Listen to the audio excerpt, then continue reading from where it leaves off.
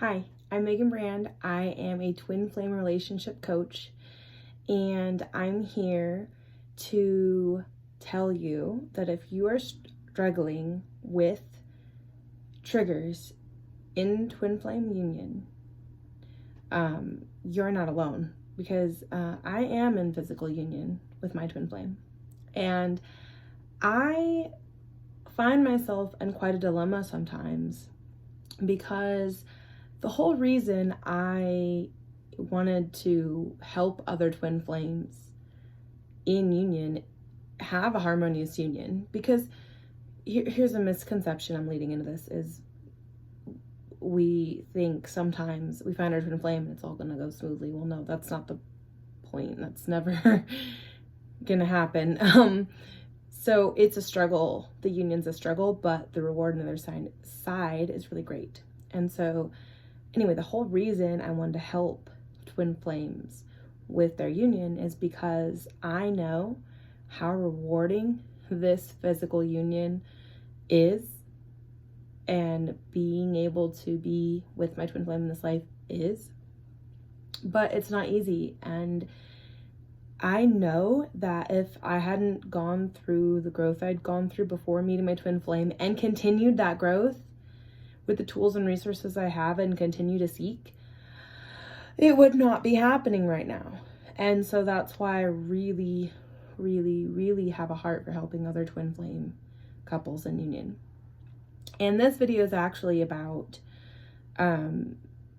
it's about surrender.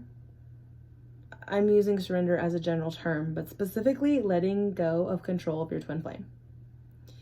And I have felt inspired for the last couple days to make this video.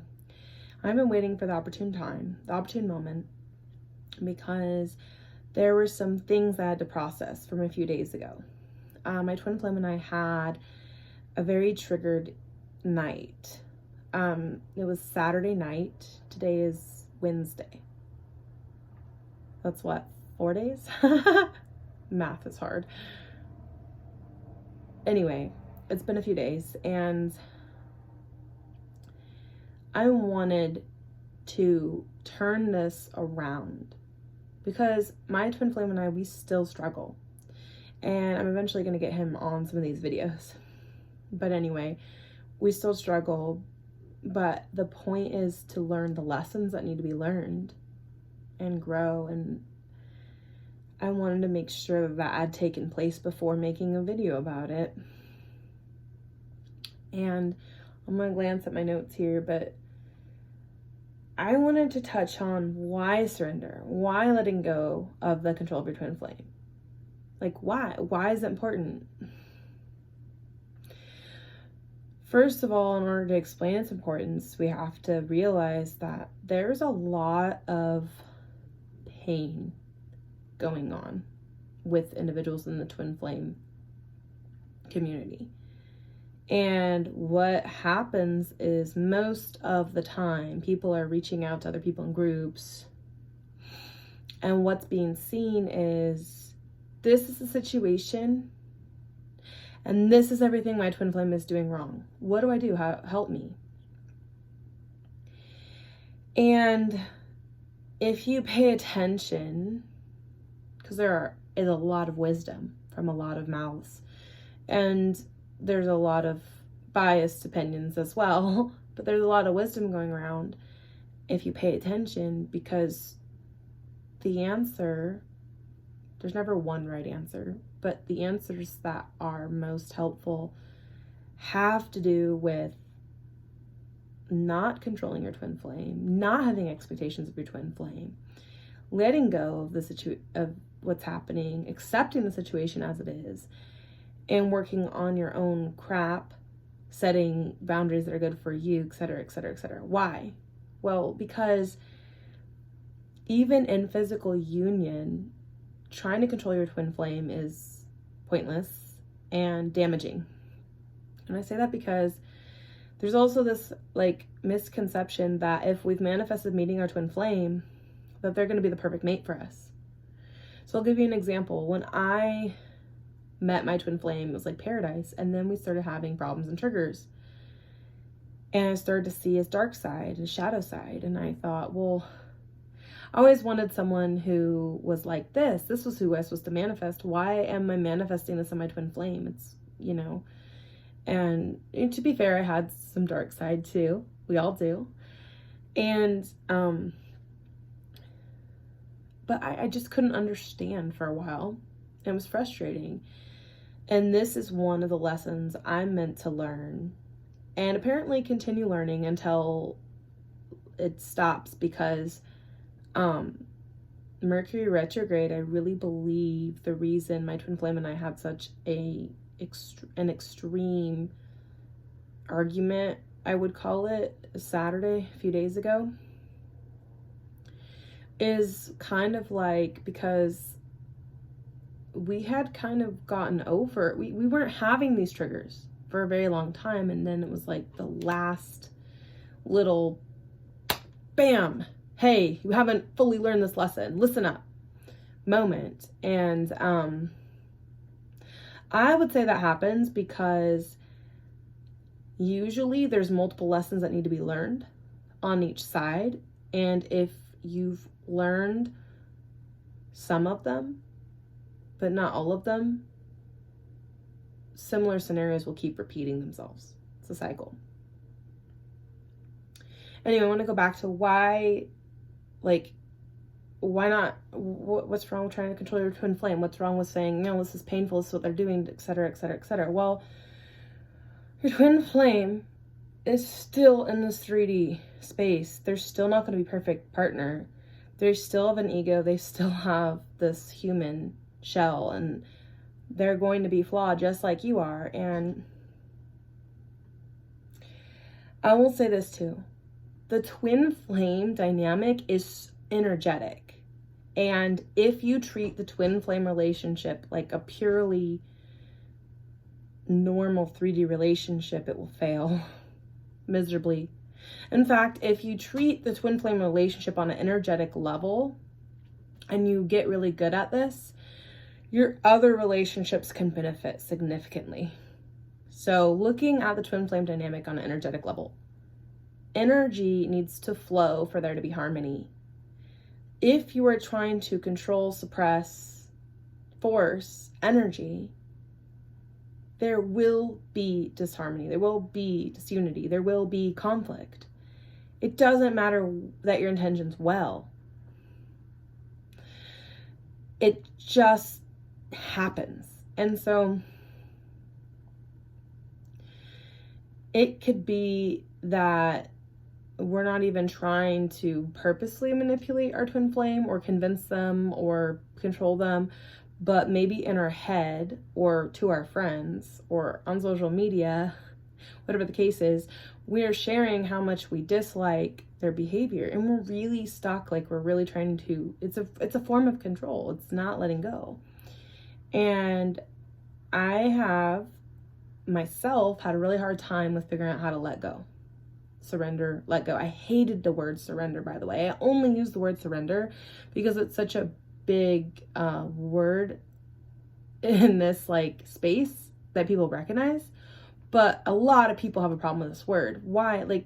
For me, surrender is almost synonymous with give up. God, I hate that word. I hate that phrase.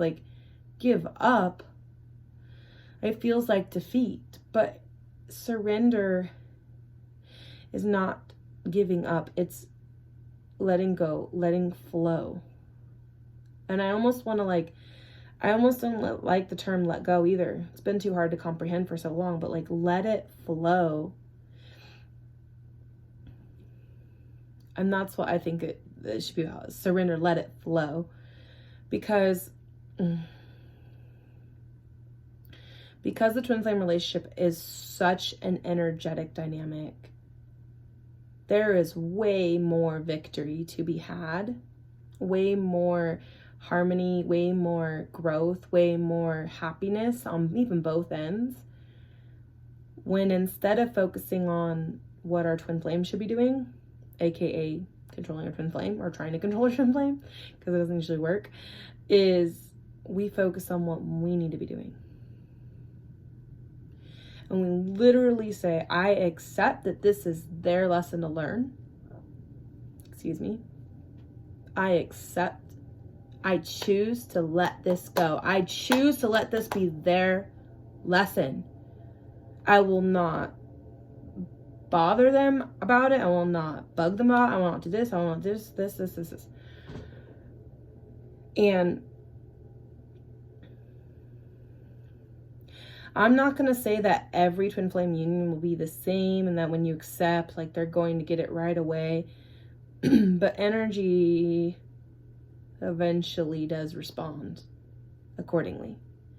And I do think that soon, like, I would really love to hear back more from more people in union. I really, really would, because there's different potentials and opportunities, I think, when twin flames are in union, even if they're working on actually acquiring this harmonious union, which I believe is ongoing, by the way. I don't think it stops. But because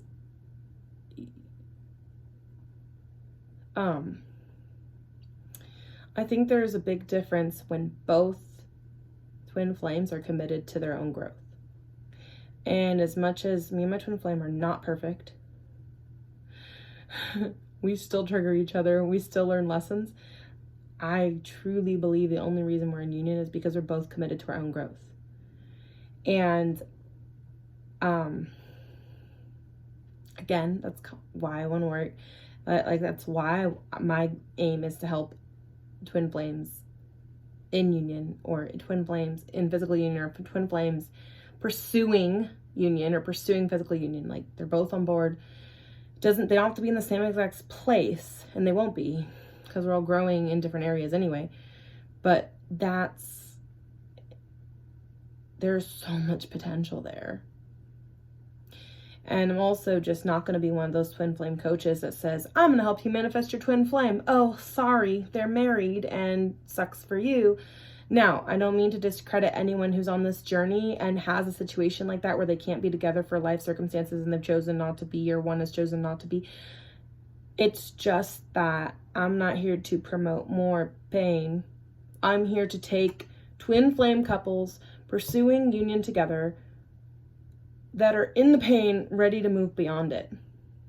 And by the way, if you're not in union with your twin flame, you can move beyond the pain. I'm not saying you can't. In fact, I love not just helping in the space of sessions with couples, but each individual twin flame individual needs to heal too. I'm all for doing those individual healing sessions too, but that's another thing. Okay, I'm going to come back to this idea of letting go, what it can look like, because again, I'm not going to say it's all the same, but a little bit of what happened with me and my twin flame a few days ago. He was severely triggered, and he was yelling at me, and he was yelling at someone we know. And that was very upsetting to me. And I decided I needed to be in control, and I needed to, this is all bad. I needed to tell him what was what, and I told him to go take a walk. Like, I was angry, defensive. I escalated it by reacting the way I did. And he went on yelling, and I went in the house. And I started packing an overnight bag to go to my parents, because I was like, well, this is ridiculous. So I'm in here escalating myself and reacting. Okay. This is happening. We eventually, I'm recapping because going into intimate detail is not my aim here. I'm not making a villain of me or my twin flame. We managed to calm down enough. He came in the house. I stayed. He went in the bedroom. I stayed in the living room. I went to shower, way to relax, try to clear my head, and try to figure out, like, I do this. I reflect. I go from all angles. Okay, what am I supposed to do? I'm breathing, I'm, figuring it out. I'm letting the water just calm me down. How do I talk to him? Even as I'm thinking I'm calming down, this is the hilarious part. Even as I'm thinking that I'm calming down, I'm still in the shower in denial, saying, how do I go talk to him and help him see how his behavior was wrong? It was like the opposite of letting go and letting him learn his lesson. Which again, why I didn't even want to make this video until several days later when I knew I'd gotten it right. So I try to talk to him. Needless to say, it didn't work out well. Like, we yelled at each other again. We tried to talk and we got triggered and we yelled at each other again. So I'm smiling and laughing because I literally am looking back on this a few days later and it's ridiculous. It's hilarious. Like, because now I know better and I'm like, why would I do that? Anyway, like, this is real stuff that happens. And it's not to negate if anyone has anything similar or whatever, their own problems, because that's why we're here, right? That's the whole point. But anyway, so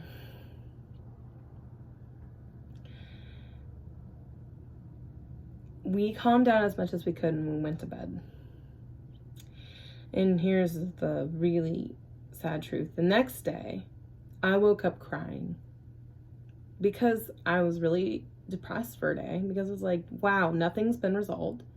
I feel like crap because I know I didn't do anything right. And I'm sitting here in this moment, in that moment, saying, what the heck am I trying to do? Help other twin flame couples. I can't keep my own together. And I have a 1-year-old. He's almost 1.5. And I'm due with our second, which we're raising our 2 boys together. My second is biological with my twin flame. My first is not. And so we've been together over a year. So that conception happened before I met him. Anyway, so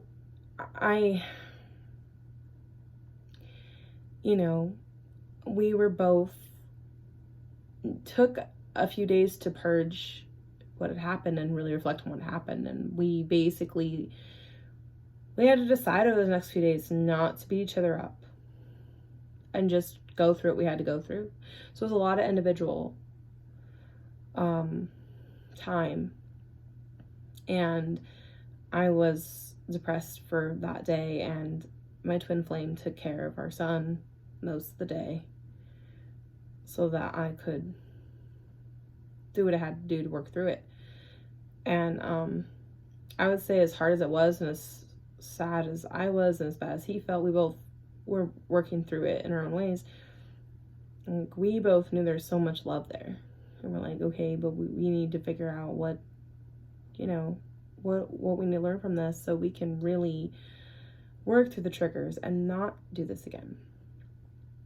So that was my way that I processed it for a day. And then the next day, he got very sick for 2 days in a row. So it was Monday, Tuesday, Wednesday.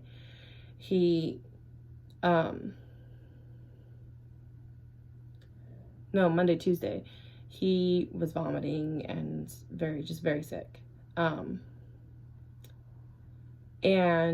over this course of time, like, I helped. Then it was my turn. I helped him out and I took care of him. Like, I was like, look, you got to put something in your stomach. You don't want to throw up the stomach acid. Sorry to be in detail. It's just my mom coming out. Drink some water, drink some tea for your stomach if you have something that'll help you.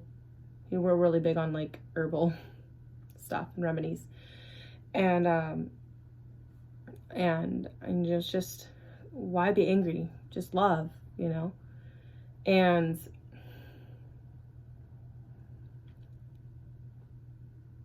it's just that level of care. Like, when we love each other, and that doesn't matter, at that point. So we did all that, and I would say over the course of those 3 days, I I know a lot went through his head, and we've talked about it, but I'm going to share mostly what went through mine. Mine was realizing, see, I had a theory as to why he was so reactive and angry in a way that was out of character for him, because he hadn't blown up that way, yelled like that in, I don't know, a long time. And a very long time. And I suspected it was, you know, I don't know. I don't want to share because it's his to share, but I suspected it was something specific. And so I said, you know, maybe you should rethink this. And he didn't want to hear it. And it frustrated me because I couldn't convince him that that was what it was. But I decided, you know what? This is his lesson learned. That's, I mean, literally surrender is just acceptance. This, I chose different. I said, this is his lesson learned. I'm not going to bug him about it. I'm not going to harass him about it. I'm not going to tell him what to do. And after he got sick, which was pretty much today, he's like, all day today, baby, you're right. You were right. All day today. You were right. You were right. My body's telling me this. You're right. You're right. I'm like, okay. I don't even know how to respond because I knew the right response wasn't, I told you so. I was just like, so all I could say was, I hear you. Thank you. I hear you. Thank you. And even tonight, because now I want to come around and share with you the lessons I learned other than surrendering and let go. Because I truly believe, this is the whole point of this. I truly believe, when you surrender, when you let go, when you accept that your twin flames' actions and what they need to learn is for them. And it's not your responsibility. And then you need to focus on yours. Because surrender is a part of that. Letting go is a part of that. That is a lesson for a lot of us. I really believe it gives them the space and energetic vibration to learn their lessons too. And he did.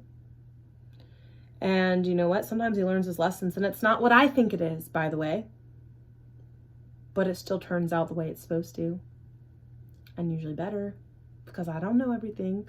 My ego talks sometimes. And accepting and saying, no, this is his chance for him and to connect with his highest self and for him to learn the lesson. That's letting go of the ego and getting out of our highest self's ways. Because we're just in the way when we're projecting our opinion from that ego space. And so my lessons from all of that a few days ago was surrender. It was also a big lesson was trust. Because this other person that he yelled at, I'm not going to go into detail. I don't think it's appropriate. It's his story to tell or not. But I learned that I need to trust my twin flame. That's hard for me because I still have the past triggers, and well, I wouldn't say past triggers, I would say past wounds that cause me to have triggers of not trusting sometimes. And then the last third lesson I learned was tonight, literally right before I decided to make this video, and realized I knew I wanted to make this video, but I wanted to make sure it was the right time, and that was if I'm going to have an OCD brain, which by the way, I pretty much do, and obsess over certain things, I might as well obsess over the things that help me. And one of the things I decided was having a high vibe is what I really want to focus on, obsess on, because and I'll share a little bit of that to wrap this up. The high vibe life, I like to call it high vibe life. Sounds really cliche, but it's what allows us to manifest, to create the reality we want. It's what allows us to let energy flow. And sometimes, like, if we listen to our highest selves, our highest selves will say, you need to do this activity. And you're like, but this doesn't really align with, this is what I do anyway. I say, well, this doesn't really align with my my goal here, my business or whatever it is I'm working on, right? And then I'm like, And then when I argue from an ego space like that with my highest self, I get all these signs telling me like, no, you really do need to write this book. And then I'll get like a friend saying, hey, I intuitively felt called to do a reading for you. Do you want it? Sure. And it's like, yeah, that thing you've been pondering, you're supposed to do it, and it involves writing. And I'm like, but the book I want to write has nothing to do with twin flames. So I'm laughing. I make stupid faces because I am kind of dumb when I'm in my ego. And so anyway, I've learned that when we listen to our highest self, we don't always, like, what our highest self tells us to do doesn't always make sense in that moment, but it does. It does as you move on, as you let it naturally unfold, which is the message I keep getting. Let it naturally unfold. Like, listen to your highest self. Your highest self won't lead you wrong. Okay, cool. It's all part of the journey. You think it ends somewhere, but it doesn't end up anywhere specific to what your ego thinks. It's just your highest self knows the biggest picture, the bigger picture and the biggest picture. Why argue with your highest self? Like, why doubt it? I say it because energetically we're not really male or female. That's why I hate labels. That's a whole nother thing. So anyway, I rabbit trailed a little bit, but I really hope you enjoyed this video, and I really thank you for watching. Please like it, please comment. I'd love to hear from you, and please subscribe.